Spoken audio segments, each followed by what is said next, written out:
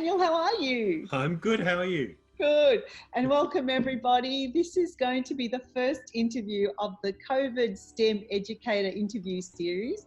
And I've got Dr. Daniel Eldridge here with me. Daniel is the course director of the Bachelor of Science, and he's a unit convener of two fairly large first year chemistry units. And he's also teaching a final year unit as well. So first of all, Daniel, how are you coping with ISO? Look, it's interesting. A lot more time with the cats. They love working from my lap. The kids and the whole teaching at home while working is proving challenging as well. Work's keeping me busy. It's okay. But you've got a smile on your face, so you must be enjoying it, Daniel. Either that or delirium, yeah, one of the two. Yeah. Anyway, I thought I'd start off with just asking you a little bit about the units that you're teaching. So Yeah. can you tell me a little bit about the units that you're teaching? All right, so the three units I'm convening this semester, I've got a couple of first year chemistry subjects, some for students who come in here with a considerable bit of chemistry behind them, and another large unit for students with no prior chemistry experience, and they then go on from that into a whole host of different subjects, other sciences or even health and nutrition, biomedical science. And the other unit I'm teaching is a final year chemistry unit that I convene, surface and colloid chemistry. And that's predominantly taken by people specialising in chemistry majors. Great. Now, I want to focus on one of your first year chemistry units. Yeah. I'm going to focus on the introductory to chemistry. So this is Chem 10004. Yes. What about, you've got over 100 students in that. In fact, you've got 136 students. Yeah. And you had a 53% response rate in the check-in survey, which is pretty good, right? They must have felt like they had a lot to say, yes. And in two of the, there was a number of items that we asked students, and in two of the items, you scored quite well. One of the items was around the communication that you provide to students, and that scored, above 8 on the 10-point Likert scale. And the other item was around the online learning resources that you provide your students, and that also scored above 8. And you got some fantastic student comments, things like, this unit was the best transition out of all the units that students had experienced, that you're really passionate both on campus and online. That really shines through. That you're really engaging and students love your humour, that your classes are very well structured, resources are great. So, great comments, comments that every academic wants to hear when... I pay them well, yeah. You pay them well. So obviously you must be doing something. And I thought the first thing I would like to focus on is your communication. So what are you and your team doing to get such high scores in the communication side of things? I don't know if it's anything like too out of the box. To me, the biggest one I think is just making sure we're a presence there for them at all times.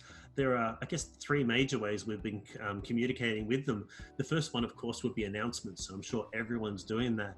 And just trying with the announcements to be extra clear and structured in those. I think particularly when this change first came through and students are a bit worried, I know my immediate thought was, all right, let's just set this out bit by bit so students know, right, what's happening instead of your lectures, what's happening instead of your tutorials, and just talking about what we're doing to replace each section, what's required of them, and then where they can find the resources that are there to help them. Along with that, we've had the discussion boards running. Now, they were running before our COVID-19 issue, and that's always been a great way for students to ask questions of one another, and we get involved and answer questions with them as well. The other thing I do every semester, which I've always done for a bit of fun, is I've had a discussion set up, which is the lighter side of chemistry. And in particular, I've got them looking for good chemistry jokes, which I'm convinced thoroughly, they don't exist. But just having that more social, humanizing part of it has been a good way to stay in touch with them as well and try and keep it a bit lighter in these darker times. I still don't have a good one. We're still relying on the classics, never trust an atom, they make up everything. And I like that one. So that sounds, a couple of good things there that you mentioned about the comms, really cleared sort of instructions in terms of announcements. So you're managing students' expectations, they know what to expect. You're pretty responsive to the discussions, but they're free to put up what they like. Yeah. And you've got a good team that, gets back to the students pretty quickly. Yeah, Yeah, absolutely. So that's really good. So the next part I wanted to ask you about is your learning resources. Students talked about they really liked your 8 to 10 minute videos. You got, a lot of clarity in your examples, clear guides, your weekly quizzes. So you're obviously keeping them on your toes and getting them engaged. Tell me a little bit more about your learning resources. Yeah, look, I do try and use a variety of different resources, so students have got a few different ways of getting in touch with the content. Now, I'm lucky that there are some that we've been working towards for a while, so we've got little video tutorials and things available to help with them, problem solving, quizzes to help make sure they're getting just the little things right along the way. But in terms of, again, COVID-19 and the big changes, lectures was the sort of problem that I think just about everyone has faced and had to find another way around. I didn't... what I've done isn't entirely out of the box. I think there's a lot of people who've looked at creating video lectures for them, and I took up the approach of the short 8 to 10 minute videos where possible. I know from talking to students in the past that trying to watch a 2-hour lecture in one go can feel like 6 or 8 hours. Yeah. So trying to really just split it into short digestible pieces was the way I decided to approach it. And then posting those mini lectures, usually around somewhere between 6 and 10 a week for each given topic. Mm-hmm.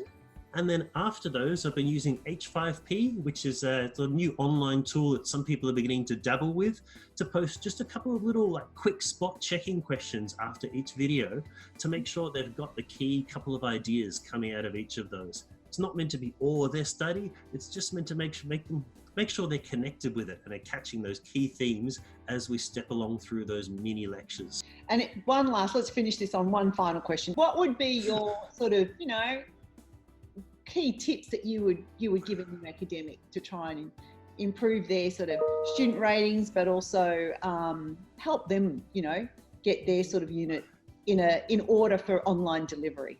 Look, I think every subject has its own sort of niche and specific needs. So I'd be mad to try and tell people exactly what their unit needs overall. I just, in terms of just the general things, I think just making sure, particularly in the current environment, just making sure we are a constant presence that's there and available to help them, either through discussion boards or email, and just making sure that when we do want to reach out and communicate, we've got nice, clear guidance telling them, right, this is what you need to be aware of. This is how you need to access what's next. And then after that, again, I think conveners, we know what we want our students to do. We've just got to make it nice and clear and accessible for them to be able to do it. I think that's the best we can hope for. Sounds good to me. Daniel, thanks so much for sharing your Friday afternoon with me. I hope you enjoy your weekend. Thanks, Daniel. Thanks, Angela. See you later. Thanks, everybody. Bye. Bye.